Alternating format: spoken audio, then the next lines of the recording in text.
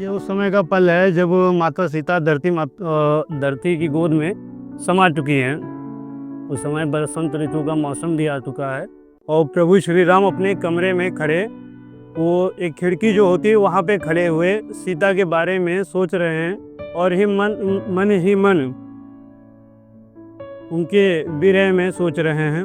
तो वो मन में ही कहते हैं कि सिए सुनो ना सिए, तुम्हारी बहुत याद आ रही है। देखो ना ये बसंत ऋतु का मौसम फिर से आ गया। इसकी ये सुडौल बूंदें जो कभी तुम्हारे संग खिलखिलाती सी लगती थी, वो आज मानो मुझे नुकीलों बाड़ों से प्रतीत हो रही है, जो तुम्हारी यादों को आधार बनाकर हर क्षण मेरे हृदय पर आघात कर रही हैं।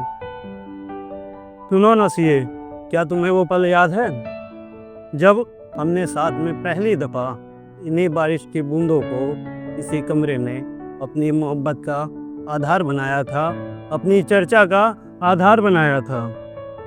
सिए, क्या तुम्हें याद है जब तुम कमरे के इसी झरोखे पे खड़े होकर अपने कमल पुष्प के समान मखमली और खूबसूरत हथेलियों पर इन्हीं बारिश की बूंदों को टिकाकर मेरे पास आए थे और अपने गुलाब की पंखुड़ियों से नम्र होठों पर सादगी भरी मुस्कान रख कर उत्सुकतावश अपने मृग नैनों से जलजलाते नैनों से कभी मुझको तो कभी उस बारिश की बूंद को देखते हुए मुझसे कहा कि नाथ, देखो ना इस बारिश की बूंद को, जिसको उस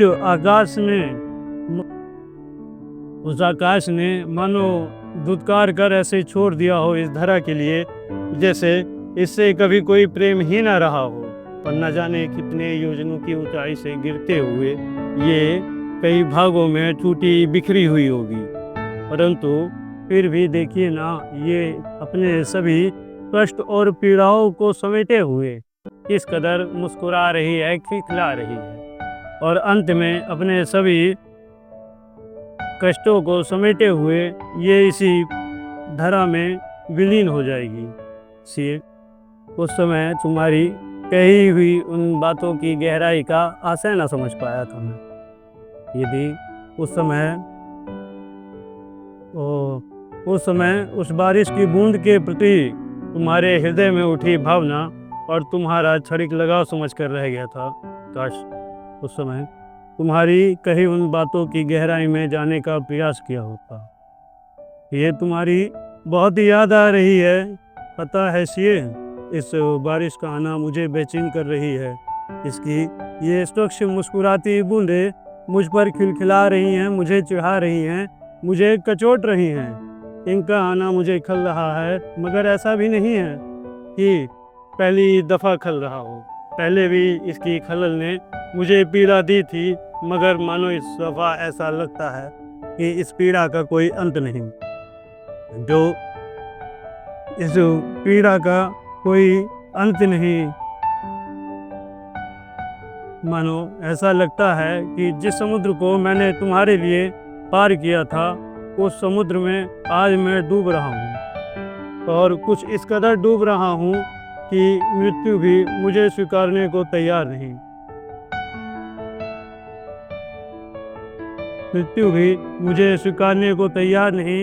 ये मृत्यु जो सर्वथा मेरे समक्ष नतमस्तक रहती थी, आज मेरे डूबने का, मेरी पीड़ा का उपहास उड़ा रही और मुझसे कह रही हो कि राम, क्या वो सब आवश्यक था? उस समय तुमने जिस धर्म, जिस मर्यादा को परिभाषित किया, क्या वो सब आवश्यक था? जिस धर्म की स्थापना के लिए तीनों लोकों के स्वामी को भी वीर वेदना सहनी पड़ी हो, समग्र जग की माता को भी लांछित होना पड़ा हो, क्या वो सब आवश्यक था? प्रभु, उस लक्ष्मी स्वरूपा स्त्री जिसका आरंभ तुम, आधार तुम, अंत तुम और सर्वे सर्वा भी तुम थे, जिसका तुम्हारे लिए प्रेम और कर्म वो दोनों ही अग्नि के समान पवित्र थे, प्रभु आपने ही तो आकाश में मौजूद समस्त देवताओं, समग्र वानर सेना के समक्ष ही तो उसी लंका में उसकी अग्नि परीक्षा ली थी, जिसकी पवित्रता का साक्षी समस्त देवतागण और स्वयं अग्नि भी थी। और यदि वह धर्म की बात थी तो यकीनन प्रभु आपने उचित ही किया होगा। परंतु प्रभु राजधर्म का पालन करते हुए आपने पिता धर्म और पति धर्म को क्यों शून्य कर दिया? माना कि राजधर्म सर्वथा सर्वश्रेष्ठ है सभी धर्मों में, मगर प्रभु उस लक्ष्मी स्वरूपा का आधार आपके। देखो नसी, देखो नसी, ये मृत्यु जो मेरे समक्ष सर्वथा नतमस्तक रहती है, वो आज तुम्हारे पक्ष में मुझसे प्रश्न कर रही है। ऋषि, माना मैंने जो किया सो किया, जो हुआ सो हुआ। मैंने जो किया धर्म था, मर्यादा थी, मगर मेरा प्रेम तुम हो, मेरा साहस तुम हो, मेरा आत्मबल तुम हो, मेरा आधार तुम हो। भले ही मैं तीनों लोकों का स्वामी, मगर मेरे हृदय में बस तुम हो। तुम ही तुम हो, सिर्फ तुम हो। और सत्य है कि तुम्हारे जाने से मैं तड़प रहा हूँ, कि तुम्हारे जाने से मैं तड़प रहा हूँ।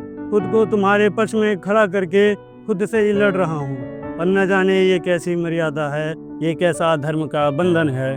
खुद को तुम्हारा गुनहगार मान हृदय से भी लिख रहा हूँ।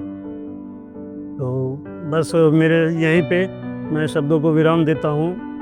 ये मैंने पहली बार स्टोरी टेलिंग की, मैं काफ़ी नर्वस हूँ। मैंने आज ही लिखा तो सही से मैं याद ही नहीं कर सका। तो बहुत बहुत धन्यवाद आर्ट मंच का।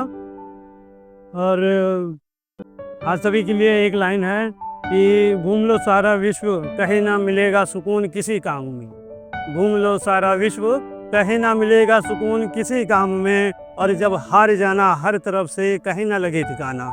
जब हार जाना हर तरफ से, कहीं ना लगे ठिकाना, तो बस हाथ जोड़ना, नाम लेना प्रभु का, और बस मेरे प्रभु की नगरी अयोध्या धाम चले आना। जय श्री राम।